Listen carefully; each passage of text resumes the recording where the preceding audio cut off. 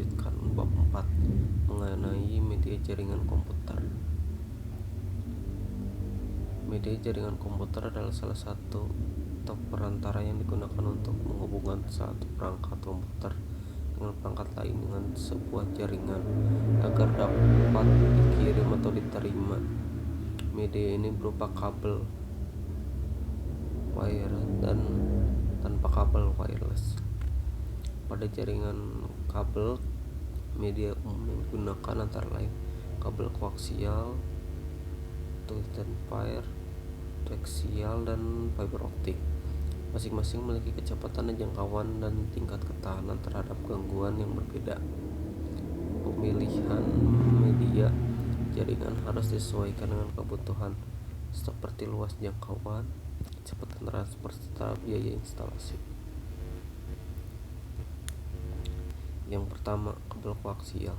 Kabel koaksial adalah kabel jaringan yang terdiri atas induktor tembaga di bagian inti, lalu dilapisi isolator, kemudian diselimuti oleh anyaman kawat sebagai pelindung. Pada bagian luarnya berupa jaket plastik. Kelebihan tahan terhadap gangguan elektromagnetik, kecepatan cukup tinggi, dan jarak transmisi lebih panjang dibandingkan wire. Kekurangannya pemasangan lebih sulit, kabel lebih kaku, serta biaya relatif lebih mahal. Contoh penggunaan kabel televisi jaringan lama. Nah, ini contoh kabel koaksialnya. Bentar.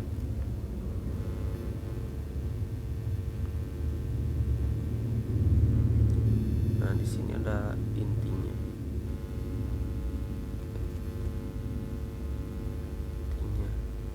Di sini isolator.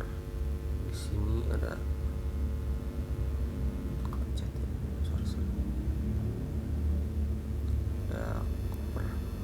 penahan, dan ini ada isolator luar yang plastik. Lanjut.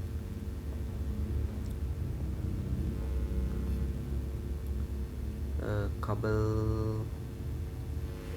twister wire. Kabel twister wire adalah kabel yang terdiri atas pasangan kawat tembaga yang dipilih satu sama lain untuk mengurangi interferensi. Jenis-jenisnya ada kabel UTP, tidak memiliki pelindung tambahan, murah dan mudah dipasang, digunakan pada LAN. STP dilengkapi pelindung, lebih tahan gangguan elektromagnetik. Kategorinya ada Cat 5e, Cat 6, Cat 6a, Cat 7 hingga Cat 8 dengan kecepatan yang berbeda. Kelebihannya murah, fleksibel, dan mudah dipasang. Kekurangannya jangkauan lebih pendek, cuma sampai 100 meter. Mudah terpengaruh oleh gangguan listrik.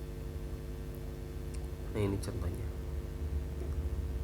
Yang UTP itu lebih simpel, namun yang STP ada bungkusan isolatornya. Lalu ada kabel twin axial, mirip koaksial tapi memiliki dua konduktor di bagian inti, bukan satu. Biasanya digunakan untuk komunikasi jarak dekat dengan bandwidth yang tinggi. Kelebihannya kecepatan data tinggi, tahan interferensi, cocok untuk server atau perangkat jaringan berperforma tinggi.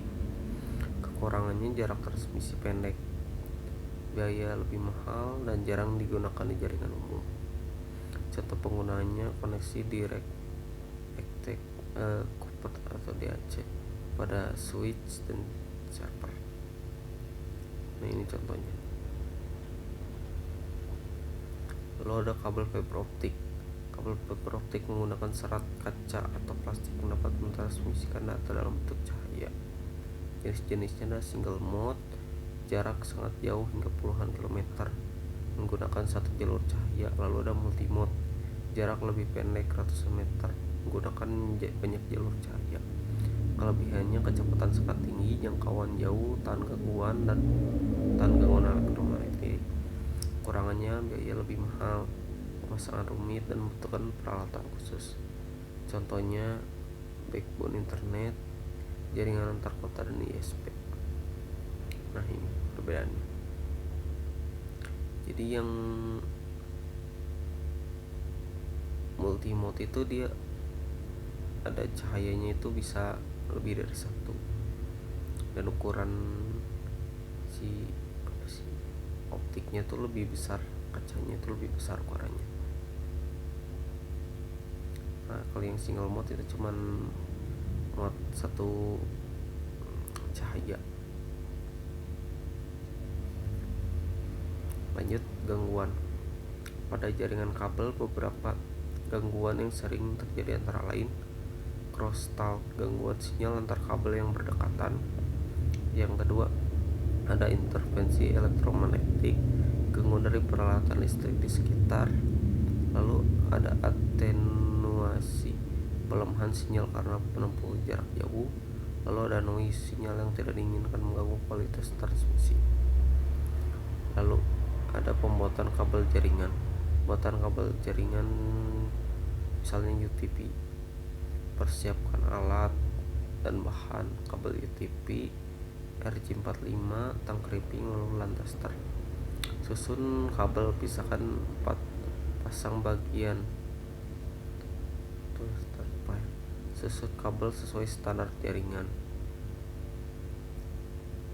Misal yang T548A, putih hijau, putih oranye biru, putih biru oranye, putih coklat. Lalu ada yang T568B, putih oranye, putih oranye hijau, putih biru hijau, putih coklat. Sesuaikan dengan kebutuhan. Lalu masukkan konektor RJ45 sesuai urutan. Crimping kabel menggunakan tang, lalu uji dengan lantas terang agar dipastikan berfungsi. Kesimpulannya, media jaringan komputer terdiri dari berbagai jenis kabel yang memiliki fungsi dan karakteristik yang berbeda. Kabel koaksial yang banyak digunakan dalam jaringan lokal dengan kelebihan dan kekurangannya masing-masing. Kabel tangensial umumnya digunakan pada perangkat berkecepatan tinggi, namun terbatas jarak. Fiber optik menawarkan kecepatan sangat tinggi dan jangkauan jauh, meskipun biayanya lebih mahal. Dalam penggunaannya, kabel jaringan sering mengalami gangguan seperti crosstalk, dan pelemahan sinyal, sehingga perlu pemilihan kabel yang tepat sesuai kebutuhan. Proses pembuatan jaringan kabel juga harus mengikuti standar internasional TIA atau EIA agar dapat berfungsi optimal.